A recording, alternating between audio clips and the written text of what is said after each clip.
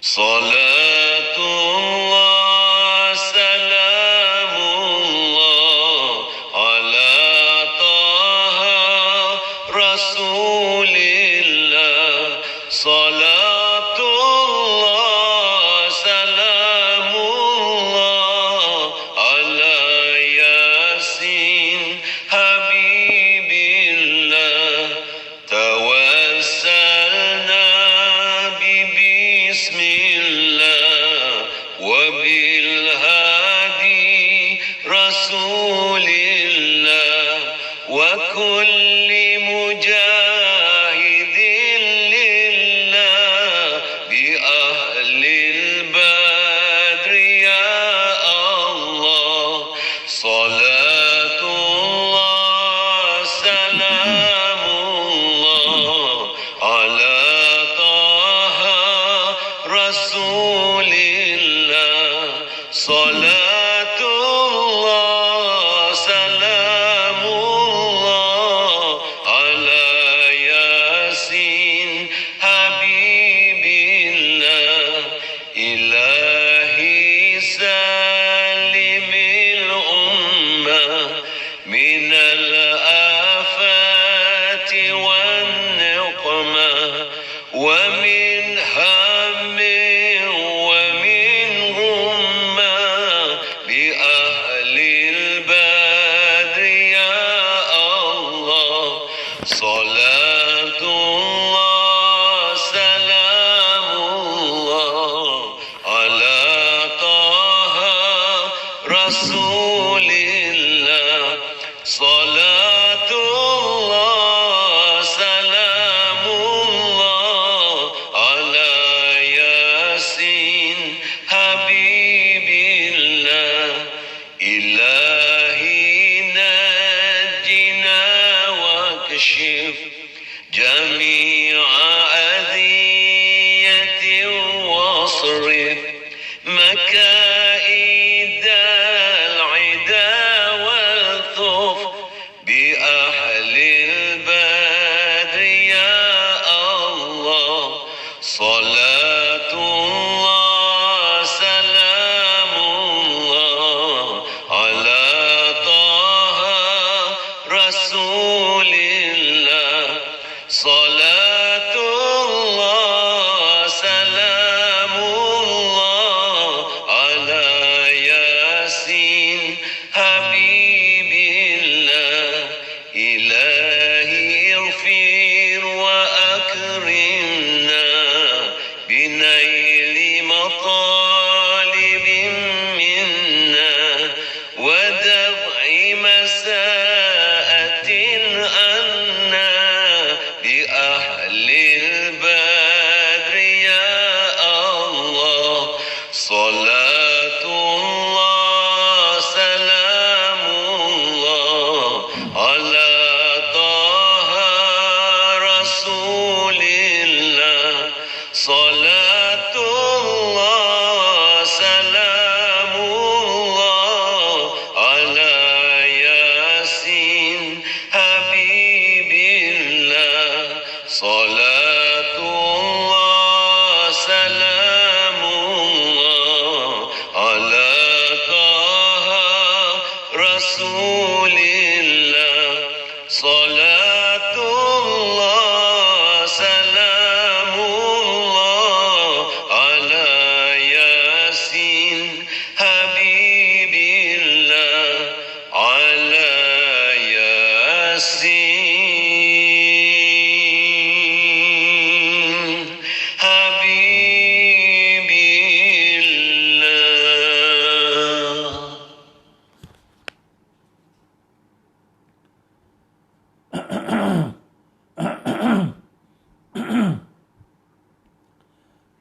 Inna Allah wa malaikatahu yusalluna ala nabi.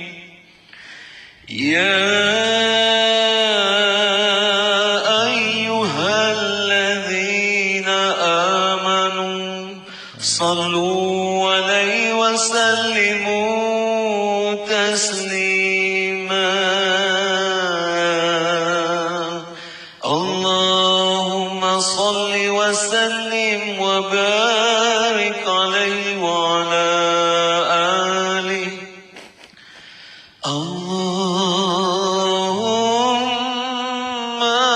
صل على سيدنا محمد عبدك ورسولك النبي الأمي وعلى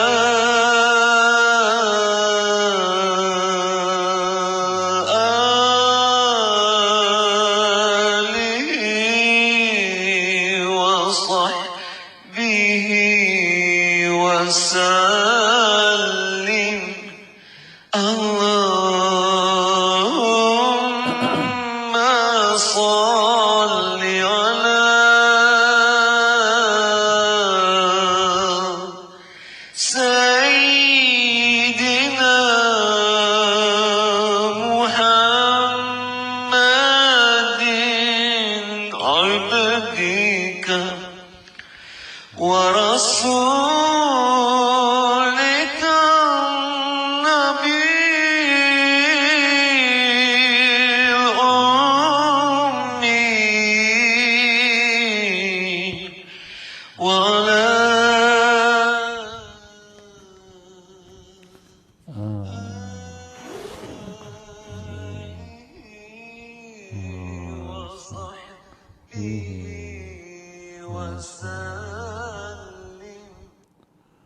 Assalamu alaikum ya Rasulullah. Assalamu alaikum ya Nabi Allah. Assalamu alaikum ya Habib Allah. Assalamu alaikum ya Sayyidul Mursalin. Assalamu alaikum ya Imam al-Muttaqin. Assalamu alaikum ya Khataman Nabiyyin. Assalamu alaikum wa ala alika tahirin. Assalamu alaikum wa ala ashabika ajma'in. Wa rahmatullahi wa barakatuh. Al-Fatiha. Alhamdulillah Rabbil Alamin. Iyyaka na'budu wa iyyaka nasta'in. Shiratal ladzina.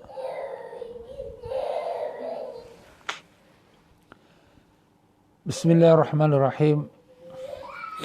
Alhamdulillah Rabbil Alamin. Wa bihi nasta'in ala umuri dunya waddin. Allahumma salli wa sallim wa barik ala sayyidina Muhammad wa ala alihi wa sahbihi wa sallim. Muslimin dan muslimat rahimakumullah. Assalamualaikum wa alaikumussalam warahmatullahi wabarakatuh. Alhamdulillah, syukur pada Allah Ta'ala yang telah pertemukan kita pada hari ini tanggal 14 Ramadan bersamaan dengan 26 April. Ya para jemaah sekalian semua, apa khabar? Alhamdulillah, mudah-mudahan semuanya dipanjangkan umur oleh Allah, dimurahkan rezeki, ditanamkan iman dan taqwa, dibukakan pintu ma'rifat, dimatikan semua dalam iman dan Islam dalam husnul khatimah dengan berkah syafaat Nabi Rasulullah sallallahu alaihi wasallam. Allahumma amin ya rabbal alamin. Ya tuan-tuan dan puan-puan rahimakumullah, menyambung kembali kita di dalam pelajaran kitab Fiqhul Ibadat menurut mazhab Imam Syafi'i rahimahullah taala, juzuk yang ketiga. Ya, marilah sama-sama kita bacakan Fatihah kepada junjungan besar Nabi kita Rasulullah sallallahu alaihi wasallam dan sekalian para kaum keluarganya dan sahabatnya, dan demikian juga kepada sekalian para tabi'in dan tabi'in dan pada alim-alim ulama as-salihin dan kepada masyayikh kita, guru-guru kita, dan juga kepada tuan Al-Imam Syafi'i rahimahullah taala yang kita mengikut mazhabnya, dan demikian juga turun-menurun sampailah kepada imam kita, ulama kita, iaitu pengarang kitab ini Al-Habib Sayyid Muhammad Amin bin Idrus bin Abdullah bin Umar bin Syekh Abu Bakar bin Salim, yang berguru kepada gurunya iaitu Habib Zain bin Ibrahim bin Zain bin Semit radhiyallahu anhum, iaitu semoga Allah merahmati dan meridai kedua mereka. Mereka berdua ni masih lagi hidup di kota Madinah Munawwarah. Semoga Allah Ta'ala panjangkan umur mereka dalam sihat walafiat, dilindungi daripada segala perkara yang tak diingini. Dan demikian juga semoga Allah merahmati sekalian arwahnya para ulama-ulama kita yang terdahulu, pada alim-alim ulama dan kepada orang-orang ahli ibadah, dan semoga Allah Ta'ala meninggikan derajat mereka, dan juga para masyayikh kita, pada guru-guru kita semua. Semoga Allah merahmati roh mereka dan meninggikan derajat mereka dengan berkat syafaat Nabi Rasulullah sallallahu alaihi wasallam. Al-Fatihah. Iyyaka na'budu wa iyyaka nasta'in.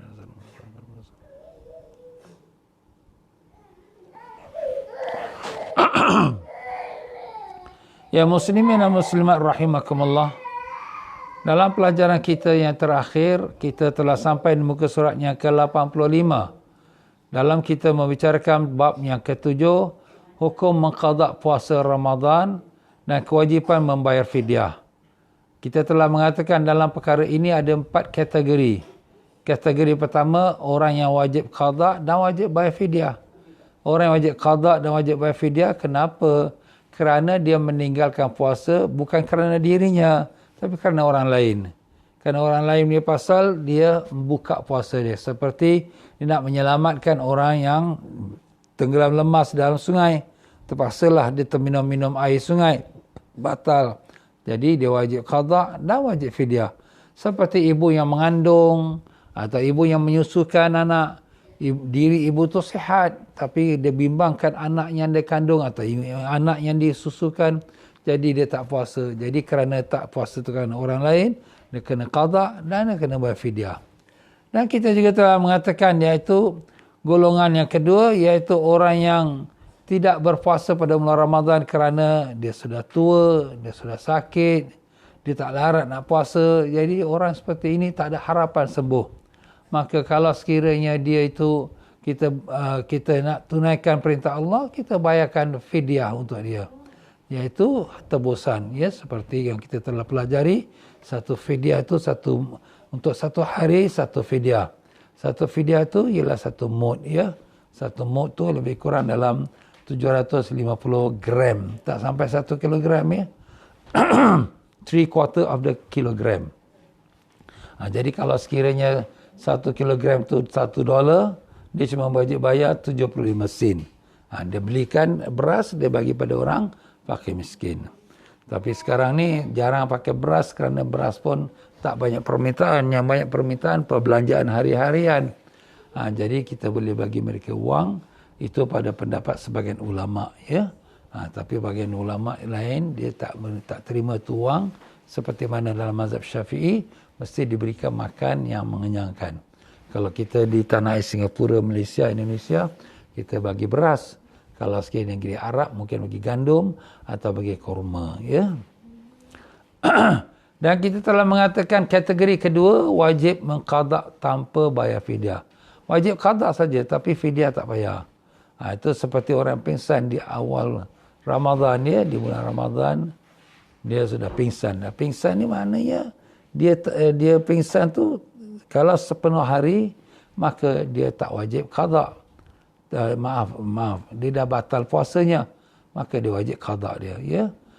Begitu juga kalau sekiranya orang yang terlupa nak niat, ya, dia terlupa nak niat, jadi dia makan sehari, dia tak niat puasa. Jadi dia wajib qada saja, tak wajib fidyah. Dan demikian juga orang yang sengaja makan minum. Dia sengaja makan minum, dia tahu dia puasa, dia batalkan puasa dengan makan minum. Itu dia sengaja batalkan. Jadi mana dia wajib qada saja, tak wajib bayar fidyah. Ada pun kategori ketiga, wajib membayar fidyah tanpa mengqada. Yang wajibnya bayar fidyah, ya, tapi tak wajib qada. Siapa pula tak wajib qada ni? Itulah dia tuan-tuan, ya. Yang pertama, orang yang telah berusia tua. Orang ni dah umur 80 dah, 90 dah. Maknanya kalau dia puasa memang mudarat untuk dia. Jadi doktor kata, tak usahlah orang tua ni tak boleh puasa lah. Jadi kalau gitu orang tua ni tak puasa. Tapi nak bayar apa Ustaz? Bayar fidyah. Tak wajib bayar qada. Nak puasa memang macam mana nak puasa, orang tua ni tak kuat. Jadi cuma bayar fidyah. Begitulah pula kalau kita lihat, kalau orang yang sakitnya itu melarat. Kalau doktor kata kalau engkau puasa, sakit kau bertambah sakit. Atau sakit kau ni lambat nanti nak sembuh. Peduli apa kata doktor? Aku nak puasa. Tak boleh. awak ni sakit boleh buat mati, awak ni sakit boleh panjang lagi, awak masa untuk nak sembuh. Jadi dia ada sebab dia tak puasa. Tapi dia nak qadakan pun tak ada harapan nak qada. Doktor kata no hope man. Orang ni dah tak ada harapan boleh sembuh. Jadi apa nak bayar? Dia bayar fidyah sebagai ganti daripada puasanya. Jadi bayar fidyah tu satu fidyah satu mud. Maknanya dalam 750 gram. Jadi kalau sekiranya dia tak puasa 30 hari kalikan 750 gram. 750 gram kali 30 hari 22,500 gram. Kalau dibadat by 1,000 maknanya 22 kilogram setengah. Kita beli beras 22 kilogram setengah, kita bagi orang miskin makan. Itu untuk fidyah puasa ya. Jadi orang ni bayar fidyah tapi dia tak bayar puasa, tak qada puasa. Sampai kita pada tempatnya kita berhenti pelajaran kita pada pelajaran lepas di muka surat 85, iaitu faedah. Apa kata Tuan Pengarang kita rahimahullah ta'ala wa nafa'anna Allah bihikum fid darain amin. Membayar fidyah merupakan kewajipan yang pertama jika seorang tidak mampu berpuasa. Hal ini menurut pendapat yang kuat. Itu pendapat kuat dalam mazhab Syafi'i pun macam tu jugalah ya.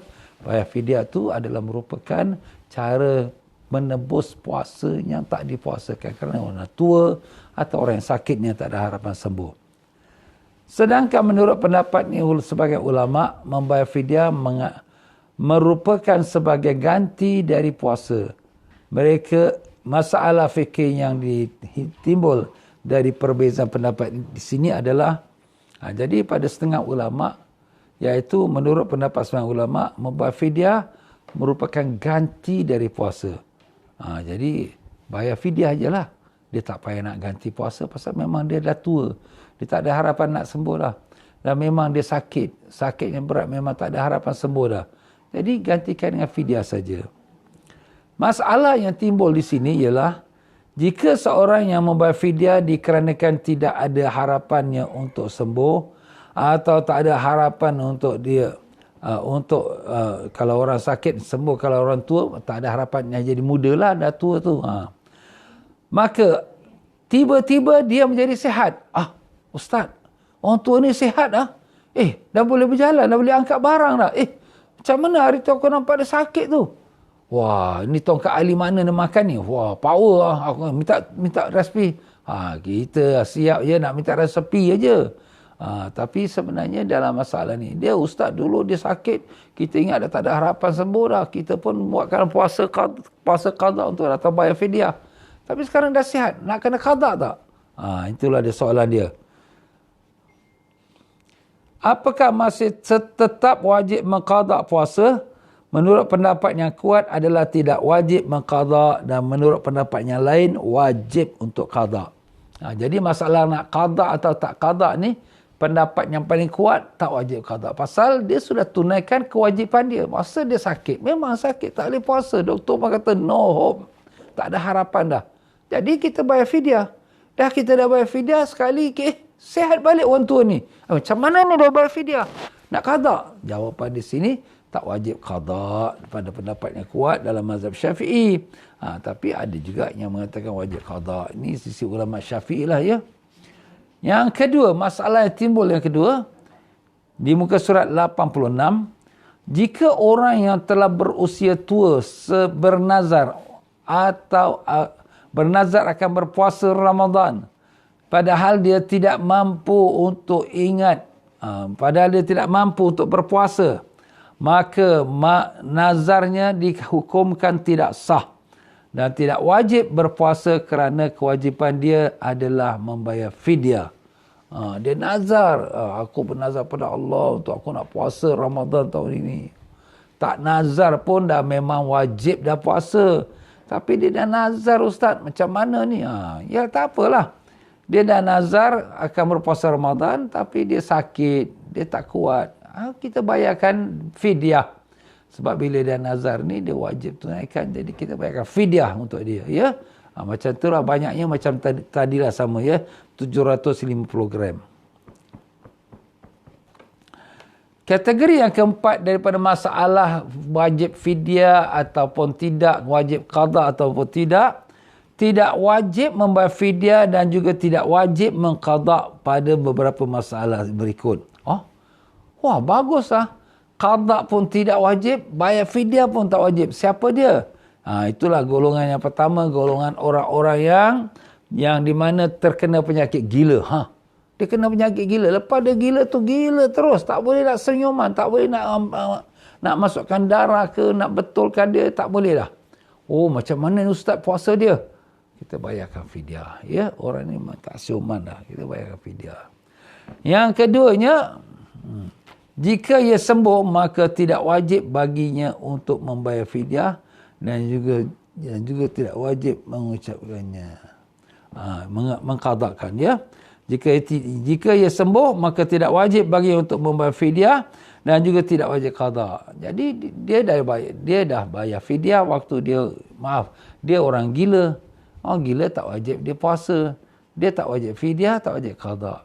Kalau dia sembuh pun dia tak wajib, pasal masa dia gila tu dia dikeluarkan daripada hukum taklif. Taklif tu bebanan, mukallaf. Apa tu mukallaf? Orang berakal lagi yang sudah baligh. Sekarang dia tak berakal. Jadi bila dia tak berakal, maknanya dia tak masuk dalam kewajipan berpuasa. Macam semayang juga. Orang gila boleh semayang? Tak boleh. Jadi orang gila, dia tak wajib solat. Orang gila, dia tak wajib puasa. Jadi apabila dia sembuh, tak wajib qada dan tak wajib bayar dia punya, kita katakan fidyah. Yang kedua, anak yang belum baligh. Dah tentulah ya, budak belum baligh tak akan wajib pula. Jadi tak wajib qada, tak wajib fidyah, ya. Kalau tengah-tengah bulan Ramadan dia baligh, maka wajiblah dia mengerjakan puasa Ramadan. Yang C, orang kafir yang masuk agama Islam. Jika masuk Islam, maka tidak wajib baginya untuk membayar fidyah dan juga tidak wajib mengqada. Dan halnya jika seorang yang murtad kemudian kembali memeluk agama Islam, maka wajib baginya untuk mengqada puasa yang ditinggalkan dan dalam masa kemurtadannya. Masya Allah, na'udzubillah min zalik. Orang yang di mana dia ini, na'udzubillah, dia belum orang Islam. Orang Islam memanglah wajib dia puasa, dia belum Islam. Tapi dia masuk Islam pada tengah-tengah Ramadan. Jadi setengah Ramadan dia puasa, setengah Ramadan tak. Yang setengah Ramadan dia tak puasa tu wajib qada? Tak wajib. Wajib fidyah? Tak wajib. Kenapa? Masa tu dia kafir. Orang kafir memang tak wajib sesuatu pun, ya. Kekufuran itu sudah meratai, melampaui segala kejahatan. Kekufuran, mengkufur kepada Allah sudah meratai segala kejahatan, ya. Tapi kalau orang murtad, dia murtad 10 hari di dalam agama lain, kemudian dia menyesal masuk balik Islam, itu dia kena qadakan dia punya puasa dia, ya. Masalah bersetubuh antara suami isteri dengan sengaja tatkala puasa Ramadan. Hukum berhubungan badan, iaitu bersetubuh pada saat bulan Ramadan, jika dilakukan dengan sengaja dan mengetahui hukum, maka hukum yang berhubungan dengannya adalah sebagai berikut. Oh, ini panjang ni dia punya denda dia. Ini bagi orang yang melakukan hubungan suami isteri, iaitu perhubungan persetubuhan dalam masa mereka berpuasa. Jadi ada dia punya huraian hukuman dia. Allahu Akbar. Pertama, dia berdosa. Allah Ta'ala dah larang. Ya, jangan kamu dekat dengan isteri kamu dalam masa kamu berpuasa. Jadi dia dekat juga isteri dia, kemudian dia pun melakukan hubungan suami isteri. Walaupun halal dari segi hukum, tapi haram kerana dia berpuasa Ramadan.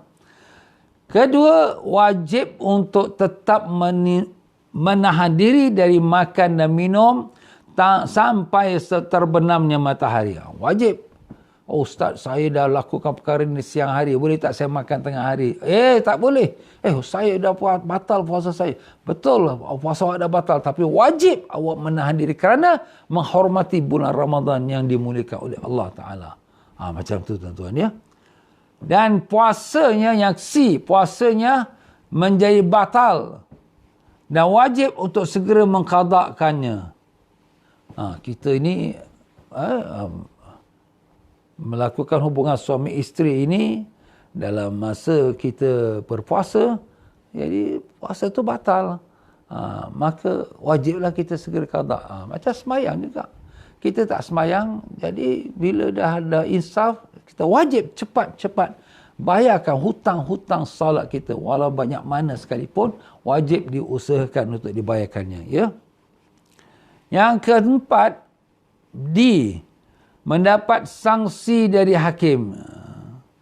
Iaitu takzir bagi yang tidak bertaubat. Jadi kalau hakim tahu orang ni telah buat perkara yang melanggar syariat, tapi tak bertaubat juga, maka hakim pula akan ambil tindakan dia, takzir. Takzir tu apa? Dipenjarakan dia atau dirotankan dia. Itu makna takzir. Hukuman ringan lah tu ya.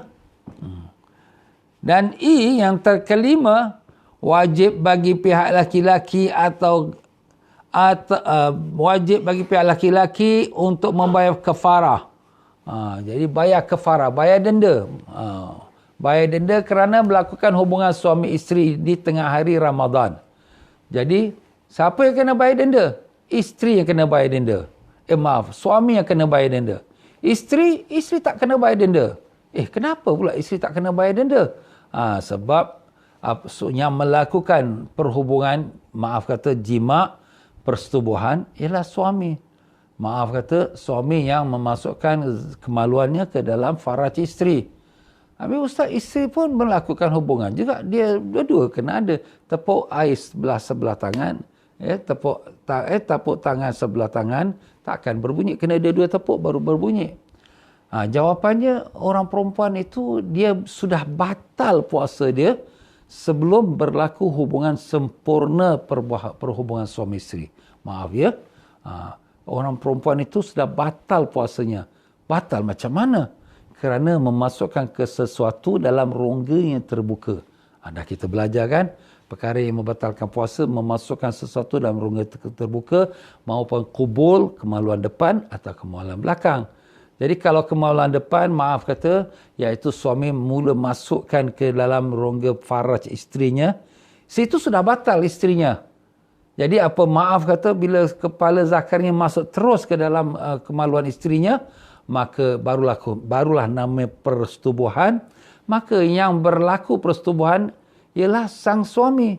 Sang isteri memang berlaku persetubuhan, tapi dia punya nasib dia, rezeki dia, rezeki pula ustaz ni, dia punya selamat dia, maknanya bila masuk kemaluan suami dia, dia punya puasa sudah batal sebelum berlaku persetubuhan yang sempurna. Persetubuhan yang sempurna itu ialah sebagaimana Nabi SAW mengatakan, "Idzal taqal al-khitan wajib al-ghusl." Apabila bertemu dua tempat sunat, maka wajiblah dia mandi. Tempat sunat lelaki, bekas tempat dia potong waktu dia kecil-kecil tu dipotong, tu sunat dia. Dan kemudian tempat sunatnya wanita itu, maaf kata ya, tempat sunat, tempat kemaluannya, bila bertemu berdua-duanya, maka barulah namanya persetubuhan yang sempurna. Maka dengan itu barulah dikatakan persetubuhan yang bayar suami. Yang isteri, dia dah batal dengan berlaku permulaan kemasukan, kita kata kemaluan suami kepada isterinya. Jadi, wajib bagi laki-laki itu untuk membayar kafarah. Iaitu macam mana kafarah dia tu? Denda ni. Pertama, membebaskan budak yang mukmin. Jika ia tidak mampu, maka mana membebaskan hamba. Budak tu hamba lah. Hamba yang mukmin ya. Kalau dia tak mampu membebaskan hamba yang mukmin, maka hendaklah yang kedua, dia berpuasa selama 2 bulan berturut-turut. Allah, kurus kering lah dia. 1 bulan ni pun tak larat, nak lawan nafsu, macam mana nak 2 bulan? Ini denda ni.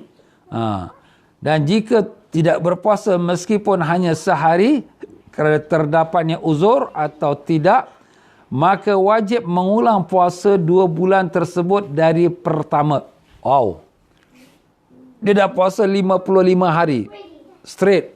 Hari ke-56, jatuh sakit. Jatuh sakit tak puasa.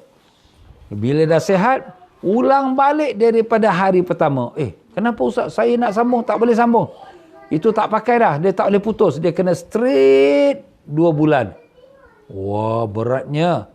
Kalau tak mampu, maka dia memberi makan kepada 60 orang fakir miskin. Setiap orang miskin dengan satu mud, iaitu 750 gram. Jadi kalau 60 hari, maka dia kena keluarkan sedekah pada orang fakir miskin sebanyak 45 kilogram. 45 kilogram, satu guni lah. Macam tu lah. Itulah dia tuan-tuan, hukuman kepada orang lelaki yang melakukan hubungan suami isteri ataupun persetubuhan di waktu berpuasa siang hari Ramadan. Tapi ini dia kena ikut urutan. Dia bukan boleh pilih. Pertama, dia kena merdekakan hamba. Mana ada hamba ustaz? Tak ada hamba sekarang. Kedua, dia kena puasa 2 bulan turut-turut. Allah ustaz, saya tak kuat. Tak kuat. Nafsu kuat pula. Macam mana? Ini nafsu ni tak boleh kira juga. Kadang memang orang tua pun nafsu juga. Ya. Maaflah ya. Jadi kalau betul dia sakit, dia tak kuat, ya, dia boleh pilih nombor 3. Tapi kalau dia sihat, dia muda, nak buat excuse saja, tak boleh. Dia mesti nak puasa 2 bulan. Tak boleh main-main tuan-tuan. Ini hukum undang-undang Allah. Tak boleh juga puasa. Kenapa? Kerana dia ada sakit, kerana dia orang tua dah tak larat. Tapi orang tua kuat nafsu ni, Allah maaf. Dan kalau memang dia tak mampu, maka dia beri makan pada 60 orang miskin. Itu setiap orang, iaitu satu cupak makanan. Lebih kurang 750 gram. Itu tuan-tuan ya. Adapun pihak perempuan, maka tidak wajib membayar kafarah seperti mana yang telah disebutkan tadi. Sebagaimana yang disebutkan dalam kitab Mughnil Muhtaj, 3 kafarah di atas, iaitu merdekakan hamba dan puasa 2 bulan turut-turut dan juga memberi makan 60 orang miskin. 3 kafarah di atas adalah wajib dilakukan secara berturut-turut. Maknanya berurutan. Tak boleh tonggal-langgang. Mesti go number 1 first. Number 1 tak boleh. Dan number 2. Number 2 tak boleh. Dan number 3. Macam tu.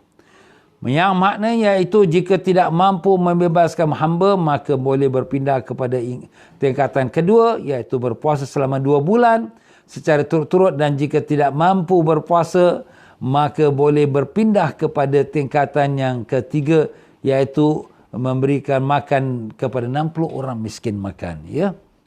Hal ini menurut pendapat yang kuat dalam mazhab Imam Syafi'i rahimahullah. Ini pendapat yang kuatlah ya dalam mazhab Imam Syafi'i. Sedangkan menurut pendapat Imam Malik rahimahullah ta'ala, Imam Malik pendapat yang lain, di muka surat 88, memilih salah satu, ini pendapat Imam Malik lah, memilih salah satu dari 3 kafarah di atas. Meskipun mampu atas kafarah yang lain. Dia boleh puasa. Tapi dia tak nak puasa lah. Penat lah ustaz. 2 bulan nak puasa turut-turut. Habis, dia nak bayar orang miskin makan aja. Mazhab Malik boleh. Mazhab Syafi'i tak boleh. Habis ustaz kita kalau nak pegang pendapat Imam Malik macam mana ya? Boleh tak? Nak pegang pendapat Imam Malik ni boleh kalau sekiranya ada keperluan. Umpamanya kita memang dah tak kuat, memang kita sakit, ya. Tapi kalau kita memang betul kuat, kita sihat, kita orang muda, maka tak boleh kita pindah kepada pendapat yang ketiga. Melainkan ikut pendapat Imam Malik. Amin ustaz, kalau kita ikut pendapat Imam Malik, dia kena niat taklid. Aku bertaklid kepada Imam Malik dalam masalah membayar kafarah, puasa aku lakukan hubungan dengan isteriku. Dia kena niatlah. Niat taklid pada Imam Malik. Kemudian bila dia keluarkan tu 60 orang miskin makan, ya Allah inilah dia 60 orang miskin makan, aku kafarah puasaku kerana batalkan puasa dengan persetubuhan. Macam tu. Memang kena niat tu kena betulkan. Jadi pertama dia kena niat ikut mazhab Maliki. Tapi kalau ikut mazhab Syafi'i tak boleh selagi dia ada kemampuan untuk boleh puasa pada masa dia kerana muda dia wajib puasa. Faedah di muka surat 88. Jika bersetubuh pada bulan Ramadan 2 kali dalam 2 hari, maka setiap harinya terkena kafarah. Kerana setiap harinya terhitung ibadah sendiri. Tidak berkaitan dengan harinya sebelumnya.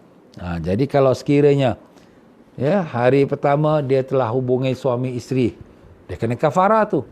Hari kedua pun dia buat lagi. Ya Allah, tak serik orang ni lah. Buat lagi. Habis macam mana? 2 kali kafarah. Jadi mana 2 kali hamba dia kena bebaskan ataupun dia kena puasa 2 bulan turut-turut untuk hari pertama, 2 bulan turut-turut untuk hari kedua. Allah, berapa bulan? 4 bulan. Ini cari jadi keujul ni. Dan kalau tak mampu, maka dia kena bagi makan 60 orang miskin makan untuk hari pertama dan 60 orang miskin makan untuk hari kedua. Ini kalau dia buat hari yang berbeza. Lain halnya jika dalam satu hari dilakukan 2 kali hubungan suami isteri, maka terkena 1 kafarah. Satu hari dia buat 2 kali. Dah batal lah pagi hari. Dah dia langgar dah. Tapi nafsu ni tak reda lagi. Ya Allah, ini pengantin baru ni, bahaya ni pengantin baru. Jauh-jauh sikit, jangan dekat-dekat, nanti melekat. Pada tengah hari, nak lagi pula. Alang-alang dah batal dah kita sayang, kita sudahlah, alang-alang mandi biar basah. Habis ustaz kena berapa kafarah tu? Kerana batalnya hanya 1 hari, walaupun 2 kali tapi dalam 1 hari. Jadi kafarahnya pun 1 kali saja. Itu tuan-tuan ya. Tapi berdosalah sebab kita dah kata tadi ya, dia wajib menahan dia punya puasa dia tu, walaupun dia sudah batal, wajib ditahan pada makan minum. Dan tetap wajib membayar kafarah meskipun berpergian atau menjadi sakit setelah terjadinya hubungan badan. Jadi selepas dia dah melakukan hubungan suami isteri tu, dia musafir pula, bayar tetap bayar. Tak kira awak musafir. Dan dia jatuh sakit pula. Jatuh sakit tak jatuh sakit, bayar tetap bayar. Kalau tak boleh puasa, bayar 60 orang miskin makan. Macam tu. Itulah dia perkara yang mengenai orang yang wajib membayar kafarah ialah suami dia. Isteri FOC, tak kena bayar apa-apa. Cuma batal puasa saja ya. Tapi jangan isteri tu menggoda. Kau punya pasal, laki kau yang kena denda. Janganlah buat dosa pula ya. Dosa tu, kalau dah tahu suami tu puasa, kan kau pun puasa. Kalau isteri tak puasa, isteri tak puasa, memang dia tak ada batal lah. Tapi maknanya dia tak puasa tu, dia goda sang suami, maka suami dia lakukan perkara berdosa ni ya. Jadi isteri pun tanggung dosa. Dia menjadikan sebab untuk suami dia berdosa. Janganlah ya. Jagalah baik-baik. Kesian cik abang tu ya. Dan benda-benda tak ada apa-apa, tiba-tiba jadi dosa pula. Syarat diwajibkannya membayar kafarah kerana melakukan hubungan badan adalah sebagai berikut. Ada syarat. Bukanlah maknanya sewenang-wenang hukum syariat ni menghukumkan batal, kena bayar denda. Tak ada. Dia kena tengok dengan teliti sampai manakah dia punya hukum betul-betul yang suami ini kena wajib bayar denda. Yang pertama, dia ibadah puasa. Mana dalam ibadah puasa, kalau sekiranya dia batal kerana dia dalam sembahyang sunat ke wajib ke atau dalam i'tikaf ke, itu tak ada kena bayar denda. Dia dalam ibadat puasa. Dan ibadat puasa tu yang kedua ialah puasa Ramadan. Kalau puasa sunat dia tak kena bayar denda. Dia puasa sunat, suami isteri puasa sunat, tapi dah naik nafsu melakukan hubungan suami isteri, batal puasa, kena denda? Tak kena denda. Tapi yang kena denda ialah puasa Ramadan. Puasa Ramadan dalam bulan Ramadan. Kalau selain pada bulan Ramadan, dia dia melakukan puasa qada Ramadan, tapi dia lakukan hubungan suami isteri itu bukan pada bulan Ramadan, cuma puasanya qada Ramadan. Habis macam mana ustaz? Wajib tak kena denda? Itu ada khilaf ulama, antara kata wajib kena denda, ada yang kata tak wajib kena denda. Yang ketiga, bagi kaum lelaki yang kena denda, kesian orang lelaki. Yang isteri itu tak ada apa-apa denda, cuma batal puasa lah. Tapi kalau isteri itu yang menjadi sebab penggoda, isteri itu berdosa sama.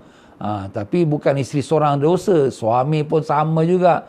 Tepuk sebelah tangan takkan berbunyi, kena dia dua lah tepuk, dia dua sambut, barulah jadi. Yang keempat, dilakukan dengan sengaja dan mengetahui hukum. Dia tahu dia puasa, dia tahu ni Ramadan, tapi dah nafsu ni dah melonjak.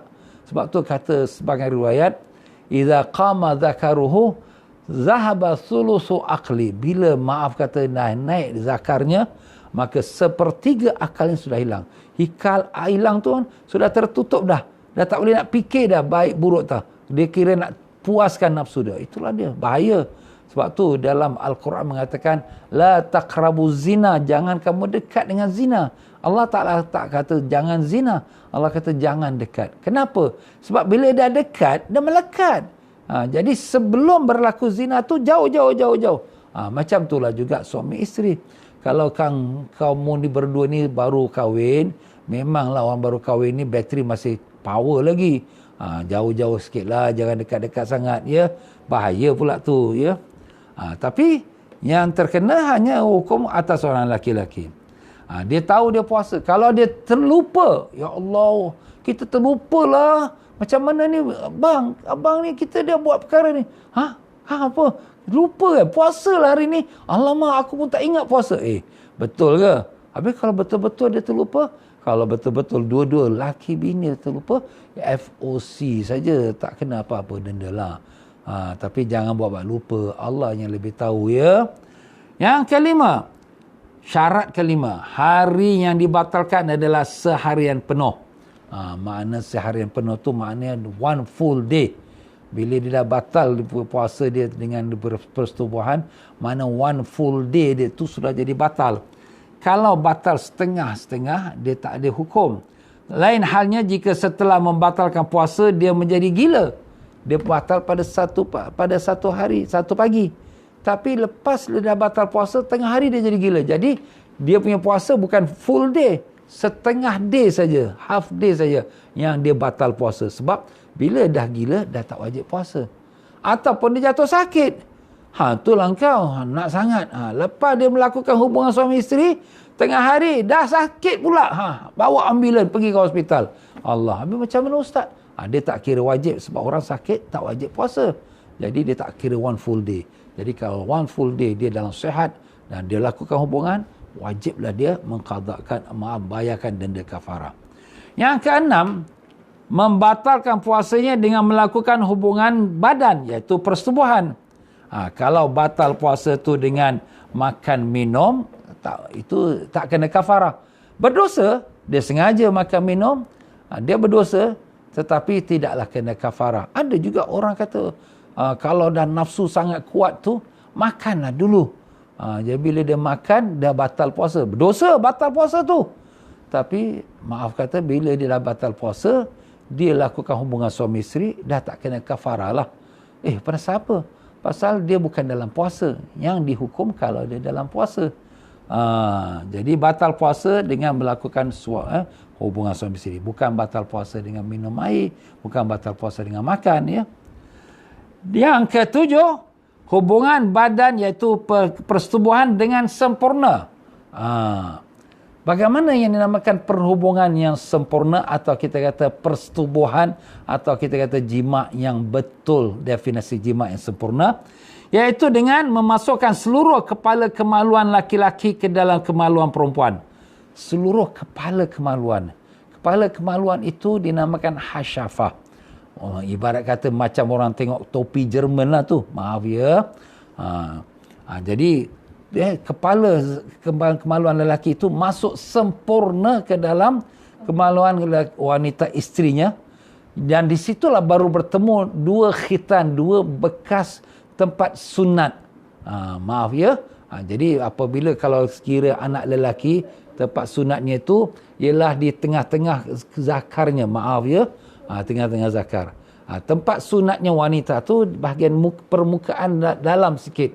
Jadi kalau sekiranya kepala hasyafah dia tu sudah masuk ke dalam sempurna, maka barulah bertemu dua khitan. Khitan tempat lelaki, khitan tempat perempuan. Barulah namanya jima'. Kalau dia tak berlaku demikian, maaflah. Umpama dia hanya romen-romen saja. Ya, maaflah.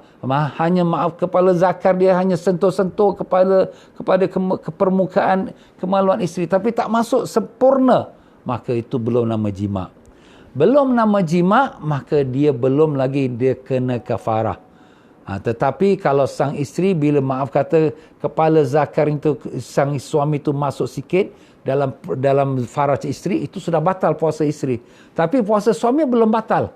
Sebab dia belum nama jima lagi. Bila nama jima? Apabila kepala zakarnya sempurna masuk ke dalam kemaluan isteri. Allah, maaflah tuan-tuan. Nak cakap pun susah juga benda ni. Tapi kita terpaksa cakap. Kalau tak cakap nanti orang tak faham. Nanti dia ingat baru kena sikit-sikit dia kata, oh kita dah kena kafarah. Tidak ya. Kafarah tu ialah apabila kepala zakar sempurna masuk ke dalam kemaluan isterinya. Lain halnya jika hanya sebahagian kepala kemaluan. Kepala kemaluan sikit aja masuk. Maka tidak menjadi batal puasanya. Dan tidak wajib bayar kafarah selama tidak keluar spermanya. Selagi tak keluar spermanya lah. Sperma tu iaitu dia punya air mani. Kalau keluar air mani, sudah batal puasa dia ya. Dan jika keluar air mani, maka hukum puasa yang batal. Puasa dia batal tapi tak kena kafarah. Ya, sebab kita dah sebutkan dalam pelajaran kita bahawa keluar air mani dengan kita memeluk isteri kita, batal puasa kita ya. Tapi kalau kita melakukan jima, maka batal dan wajib kafarah. Tapi kalau belum sempurna kepala zakar tu masuk dalam kemaluan isteri, maka dia batal puasa tapi belum wajib kafarah. Allahu Akbar. Ini tak kira lah, maaf kata na'udzubillah, kalau dia berlaku zina. Dengan zina ni makna bukan dengan isteri dia. Pun sama juga hukumnya. Kalau sekiranya dia berlaku zina pun wajib dah dia bayar kafarah.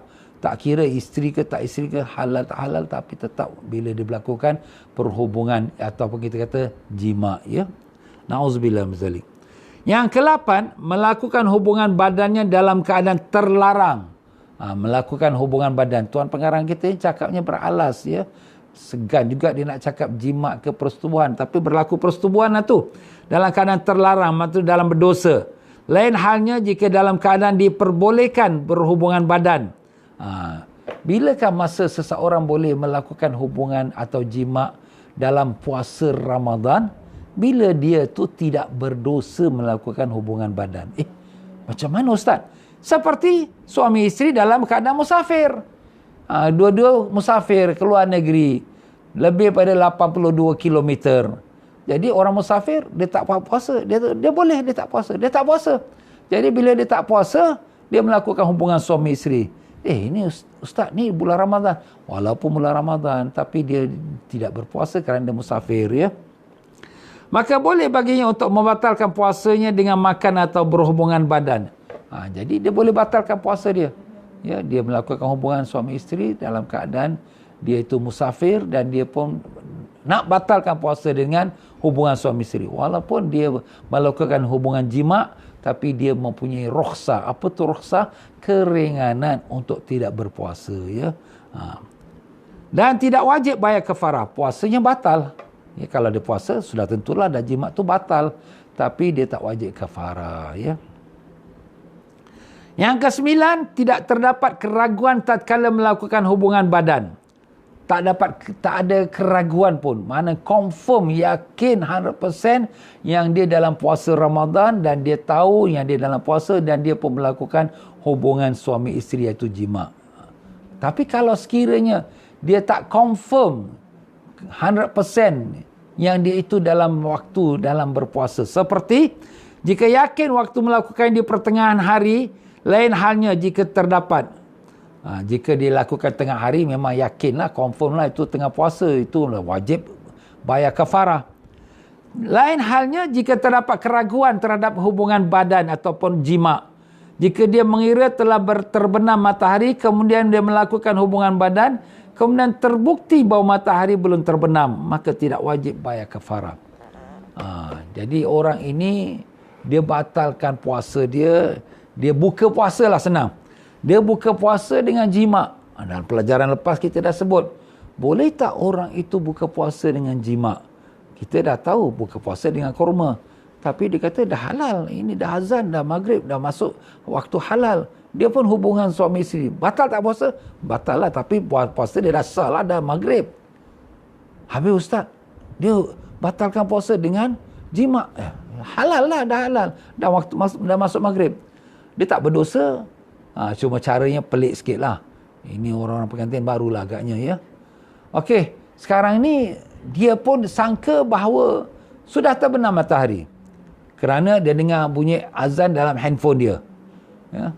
Kemudian dia pun kata pada isteri dia, sayang, mari sayang kita lakukan hubungan suami isteri. Bang, kita belum makan ke rumah. Tak apalah, dah halal dah. Dia pun lakukan hubungan suami isteri.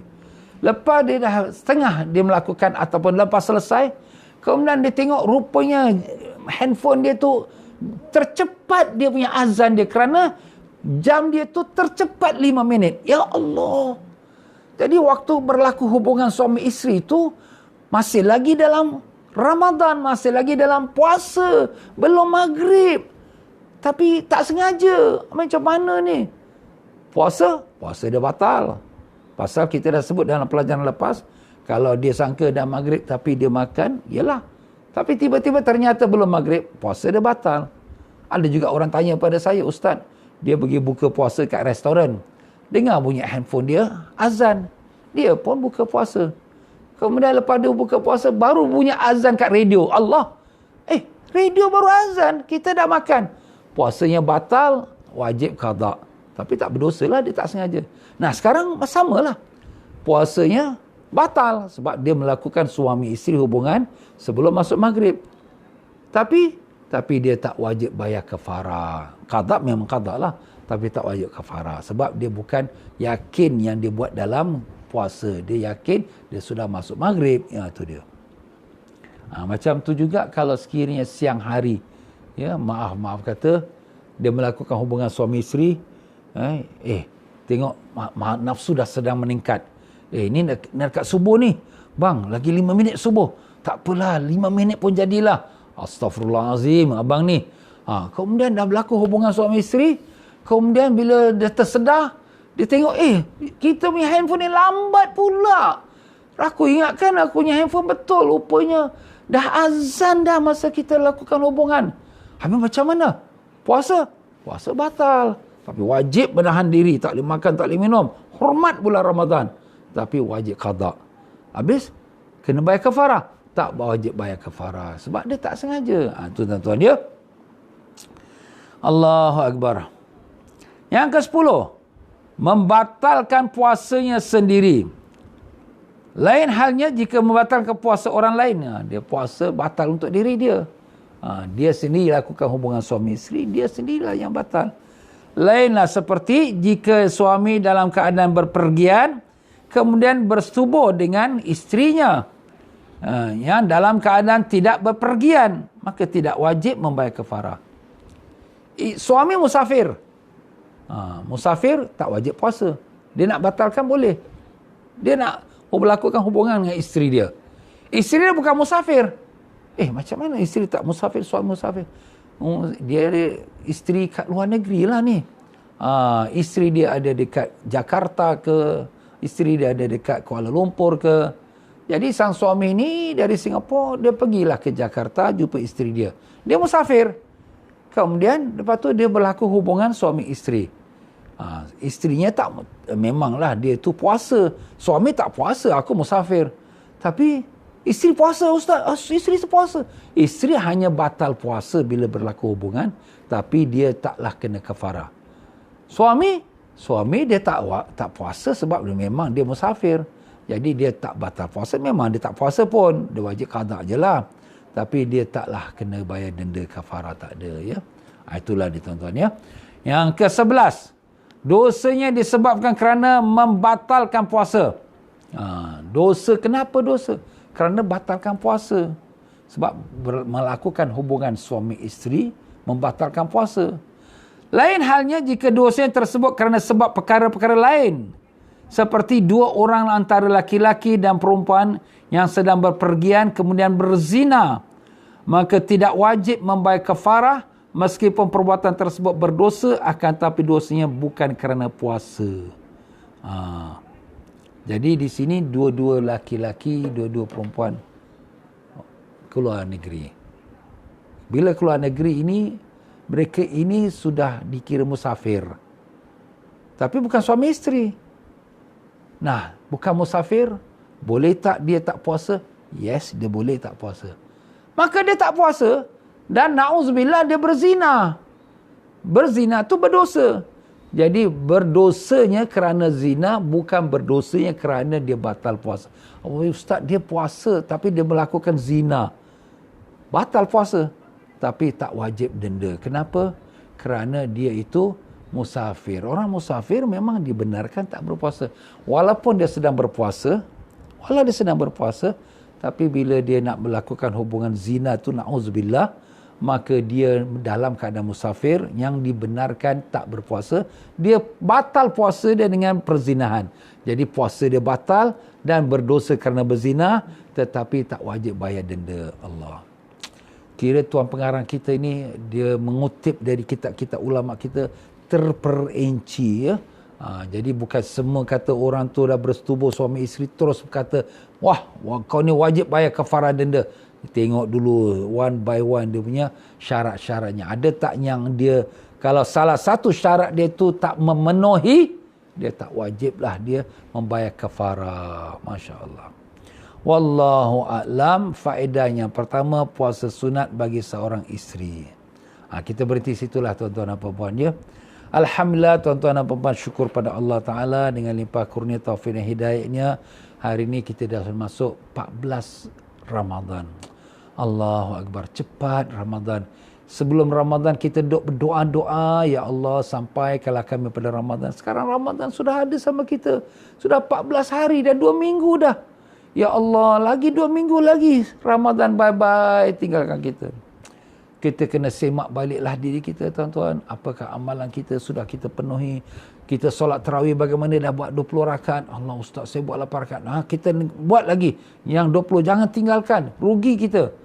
Begitu pula kita kalau boleh, ni sekarang dan nak masuk pula akhir Ramadan nanti, ada waktu malam-malam yang mustajab doa, Lailatul Qadar. Kita ambil pula malam itu Qadar, 10 malam terakhir hingga Qiyamul Lail. InsyaAllah tuan-tuan dan puan-puan, ya.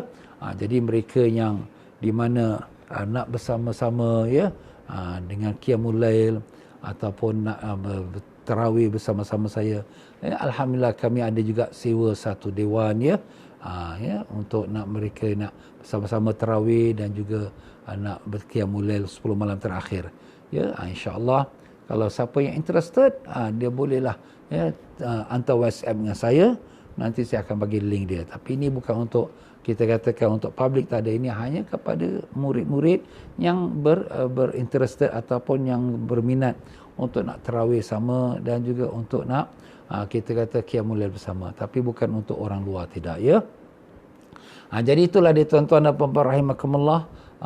Untuk kita pengajian kita akan mulakan tarawih itu pada hari Rabu malam Khamis, malam nuzulul Quran. Jadi hari Rabu ni, besok Selasa, hari Rabu itu 16 hari bulan Ramadan, malamnya malam 17 Ramadan. Ia adalah malam nuzul Quran dan juga berlakunya peperangan Badar.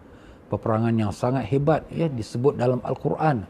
Jadi kita akan adakan majlis nuzul Quran, memperingati nuzul Quran dan peperangan Badar pada hari Rabu ini, iaitu lusa, jam 5 petang sampai 7 petang. InsyaAllah siapa-siapa yang ingin, ikutlah online kita, insyaAllah, ya. Dan insyaAllah tuan-tuan dan puan-puan, kita akan mulakan tarawih itu pada malam tersebut sampailah kepada akhir malam Ramadan, insyaAllah, ya. Siapa yang ingin, WhatsApp saya, ya. Kalau orang luar-luar saya tak terima, ya. Baiklah, itu saja untuk kita pada petang ini, dan saya ucap terima kasih pada para jemaah yang telah bersama-sama kita memberikan infak Ramadan dan juga untuk kita fakir miskin, ya. Maka dengan itu saya ucapkan jazakumullah khairan, ya. Banyak mereka tu ucapkan terima kasih kepada para jemaah yang telah membuat infak itu, ya. Mudah-mudahan semua itu menjadi amal-amal kebajikan di sisi Allah Ta'ala. Dan mengenai solat tarawih itu ada limited numbers, ya. Kalau siapa first come first serve, ya, siapa yang dahulu didahulukan, ya. Baik saja, itu saja. Dengan itu saya sama-sama kita bacakan Fatihah. Mudah-mudahan dengan berkat Fatihah Allah Subhanahu Wa Taala menyempurnakan ibadat puasa kita sampai ke akhirnya dan memberikan kita sihat walafiat, dapat kita sempurnakan amal-amal taat, dapat kita kerjakan solat tarawih setiap malam 20 rakaat, dapat kita khatamkan Quran, dapat kita banyakkan bersedekah amal jariah dan dapat kita melakukan amal-amal solihah dan dimatikan kita semua dalam iman, dalam Islam dan husnul khatimah, disembuhkan sakit-sakit kita, sakit anak isteri kita, adik-beradik kita, keluarga kita yang sakit, disembuhkan anak-anak kita yang sedang belajar di Mesir yang di dalam keadaan yang dalam keadaan menghadapi masalah COVID-19 ni, yang mana yang terkena, mudah-mudahan Allah berikan mereka sihat walafiat dan diberikan perlindungan dan diberikan mereka ilmu yang manfaat, menjadi ulama-ulama salihin yang mukhlisin pada hari yang akan datang. Dan semoga Allah SWT memperbaiki negara kita dan negara-negara jiran kita semua, dijauhkan penyakit-penyakit yang bahaya dan dikembalikan kesihatan kepada dunia ini dan diberikan kita kekuatan untuk beramal taat insya-Allah dan ditemukan kita dengan Rasulullah sallallahu alaihi wasallam dengan berkat syafaat Nabi sallallahu alaihi wasallam, diberikan keampunan pada diri kita dan ampun kepada datuk nenek kita, ibu bapa kita, isteri atau suami kita yang telah meninggal dunia dan mereka yang telah meninggal dunia daripada umat Nabi Sayyidina Muhammad sallallahu alaihi wasallam dengan niatnya tersebut. Ala zinatus salihah. Al-Fatihah. A'udzubillahi minasyaitonir rajim. Bismillahirrahmanirrahim. Alhamdulillah rabbil alamin arrahmanir rahim maliki yaumiddin iyyaka na'budu wa iyyaka nasta'in ihdinas siratal mustaqim siratal ladzina an'amta 'alaihim ghairil maghdubi 'alaihim waladdallin. Amin. Asyhadu an la ilaha illallah astaghfirullah nas'alukal jannata wa na'udzubika minan nar. Asyhadu an la ilaha illallah astaghfirullah nas'alukal jannata wa na'udzubika minan nar. Asyhadu an la ilaha illallah astaghfirullah nas'alukal jannata wa na'udzubika minan nar. Allahumma innaka 'afuwun tuhibbul 'afwa fa'fu 'anna.